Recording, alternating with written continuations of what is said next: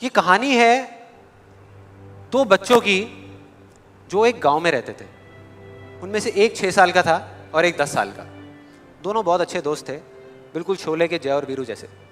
दोनों हमेशा साथ साथ रहते, साथ साथ खेलते, साथ साथ खाते पीते, साथ साथ नहाते धोते। नहीं धोते नहीं, ये थोड़ा ज़्यादा हो गया। तो एक दिन वो दोनों गांव से थोड़ा दूर निकल गए और खेलते खेलते उनमें से जो बड़ा बच्चा था 10 साल वाला, वो एक कुएं में गिर गया और जोर जोर से चीखने चिल्लाने लग गया क्योंकि उसको तैरना नहीं आता था। अब जो दूसरा बच्चा था छोटा सा 6 साल का, उसने अपने आसपास में देखा और उसको कोई नजर नहीं आया, उसको कोई नहीं दिखा जिसको कि वो बुला सके हेल्प के लिए। और फिर उसकी नजर पड़ी एक बाल्टी पे जिस पे एक रस्सी बंधी हुई थी। उसने एक सेकंड भी वेस्ट नहीं किया, उस बाल्टी को उठा करके कुएं में फेंक दिया और अपने दोस्त को बोला कि पकड़ ले इसको। उसके दोस्त ने पकड़ा और वो अपनी पूरी ताकत लगा करके पागलों की तरह उसको खींचने लगा। खींचता रहा, अपनी पूरी जान लगा दी उसने। छोटे से बच्चे ने, 6 साल के और 10 साल के बच्चे ने उस बाल्टी को पकड़ा हुआ था। खींचता रहा और तब तक नहीं रुका जब तक उसने अपने दोस्त को बचा नहीं लिया, जब तक वो बाहर नहीं आ गया। अब यहां तक तो ठीक था, यहां तक तो ये कहानी समझ आती है।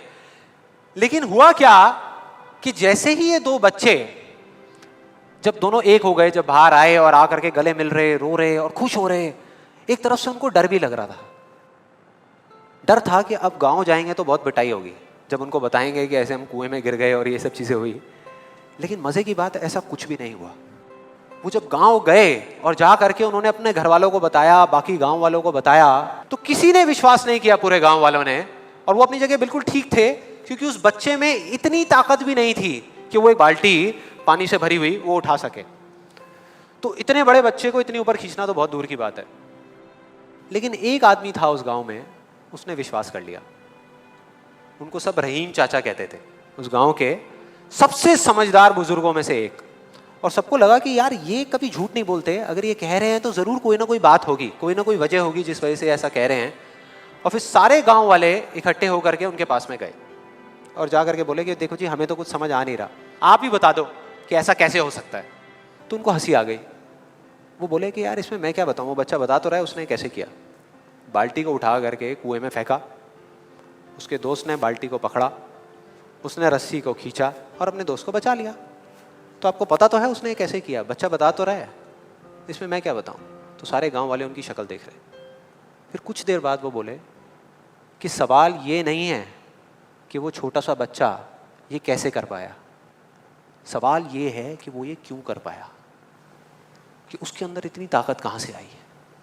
और बोले इसका सिर्फ एक जवाब है, सिर्फ एक, कि जिस वक्त उस बच्चे ने ये किया, उस टाइम पे उस जगह पर दूर दूर तक कोई नहीं था उस बच्चे को ये बताने वाला कि तू ये नहीं कर सकता। बोले कोई नहीं था, कोई नहीं, यहां तक कि वो खुद भी नहीं, वो खुद भी नहीं। अब मैं आप लोगों से पूछता हूं कि अगर कुछ ऐसा हो जाए, अगर आपको भी उस बच्चे की तरह किसी की आवाज सुनाई ना दे जो आवाजें आपको रोकती है, ना किसी और की ना अपनी, तो क्या होगा?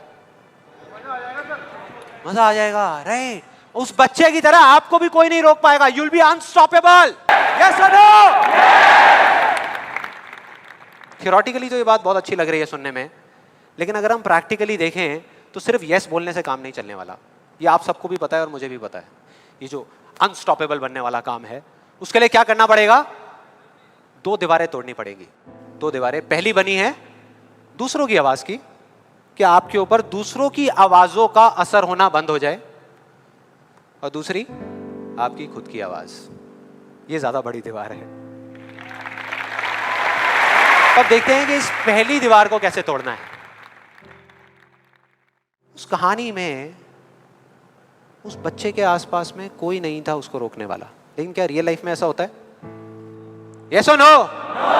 नो। क्या होता है कि हम एक काम करने की सोचते हैं, करना शुरू भी नहीं करते, सिर्फ सोचते हैं कि हमको ये काम करना है, और सामने से 4 लोग आ जाते हैं रोकने के लिए। 4 लोग आ जाते हैं तरह तरह की बातें करने के लिए कि ये नहीं हो सकता। अरे बड़ा इम्प्रैक्टिकल सा आइडिया है। जब कोई नहीं कर पाया तो तू क्या करेगा? होता है ऐसा? कितने लोगों के साथ ऐसा हुआ है? सबके साथ हुआ है और होता रहता है, और मेरे साथ तो पता नहीं कितनी बार हुआ है। किसी के साथ कुछ ज्यादा ही हुआ है लगता है। लगता है उनको राह चलते भी, मेट्रो में भी कोई मिलता है, अबे तू नहीं कर पाएगा चल।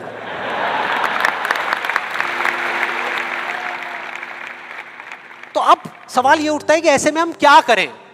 ऐसे में जो ऐसी बातें आपको बोल रहे हैं, ना तो आप उनका मुंह बंद कर सकते हो, ना अपने कान बंद कर सकते हो, क्योंकि वो लोग कोई राह चलते लोग नहीं होते, वो आपके अपने होते हैं, आपके अपने फ्रेंड्स हैं, रिलेटिव्स हैं, आपके घर में हैं, आपके ऑफिस में हैं।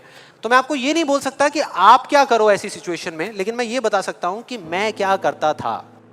जैसे ही कोई बोलता था मेरे को, या आज भी अगर बोलता है कि ये नहीं हो सकता या तू ये नहीं कर सकता, तो मैं ना चुप रहता हूं, ना उनसे लड़ता हूं।